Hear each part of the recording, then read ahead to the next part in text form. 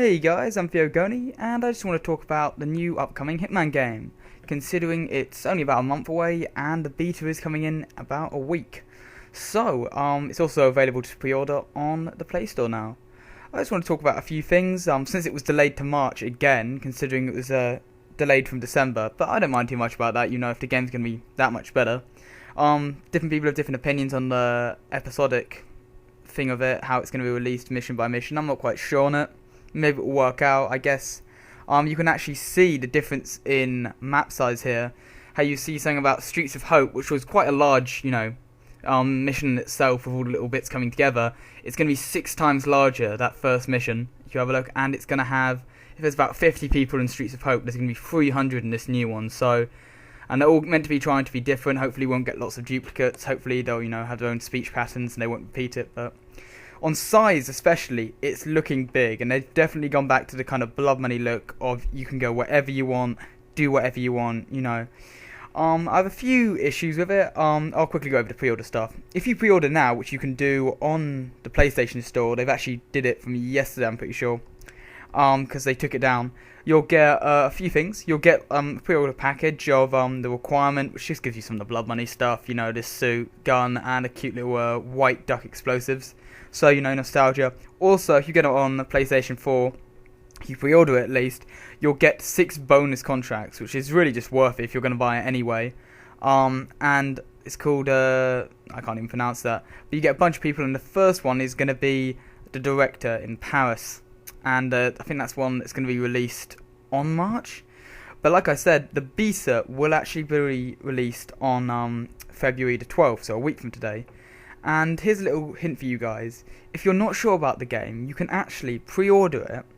And because the beta comes out on February, you can play the beta. And then if you don't like it, you can cancel your order. Because PlayStation will not charge you until the 9th of March. It's 2 days before it's actually released. So there's a chance here for you if you want to play the beta. And then you can cancel it. So it's pretty much a demo. But you can only get the beta if you pre-order. So you can pre-order, play the demo, play the beta version, and cancel if you don't like it. So I definitely suggest that to any of you guys. What else do I want to say? Based on the actual game, if we look at this image here, this is from in-game, we can see the map. This was from an earlier gameplay. But it's interesting, it's similar if we look at this one from Chinatown. They've changed the map a little bit, they made it into dots, a lot more user-friendly, I think. You can actually see, they've given you the layout as well. I think that'll be optional to turn on and off if you want to go straight back to the blood money where there's no map, except you can open it up. Obviously, they've gotten rid of the weapon, and they've completely gotten rid of the scoring, which I hated from the last game. How you couldn't just have fun, you couldn't kill people, it'd always be negative score, negative score. I'd much happier they've gone back to this version where it's a lot more open. So it's good they've listened to the fans. And I think you can view your weapons, but it's not always open at the side, which is another good thing. One thing I want to talk about is the look of the game. Now, I know it's going to be a lot larger, and it's going to be a lot of rendering, but we have got next-gen consoles now. If we look at the older game, the amount of detail they put into there, the story wasn't great, but the way it looked, the dark feel to it, really like contracts. If we look at this one here from the library, this is some in-game stuff. It looks great, it looks amazing, shadows, darkness.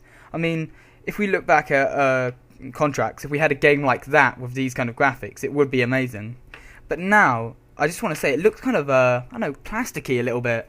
Like, they haven't done as good a job as making Hitman. I know he's meant to be younger, but if you just look at him, he just looks so different. Each game changed him a little bit. Head wider, in Blood Money he was a lot shorter, kind of stockier. In some of the games he was taller, but in this one here, if you look at it, he just doesn't look like Hitman. He looks like one of the other clones, I guess, 48 clones. If we have a look at him with pistols, there's some real kind of blue eyes, real emotion. He's meant to be older in Absolution. This is meant to be a prequel, but not related to the game's story. It's meant to be kind of, when he first joins the agency. But, a few things look really good. Like, you can get this, this is a trailer shot, to be fair, but as you see, he's holding the gun, and it's going to look really crisp when it does look good. So, it'll be interesting when we actually get the beta. Another thing, if we look at this picture here, this is, from a later mission where they're in an airfield. It's reminding me a lot of, Splinter Cell Conviction. It's very kind of that atmosphere. It's dark, you're creeping around, taking out guards. Here's another picture of him in the hangar, where he's just walking away, and it really is reminding me of bit of conviction, which isn't a bad thing. The only thing I want them to make sure they don't change is I don't want Inseat to be there. I mean, you can have a look at it here. It, works, but it wasn't that good. And I think they're making that super optional now. Like, it will highlight things, but you won't be able to see through walls, which is another good thing, because that just ruined the game as well.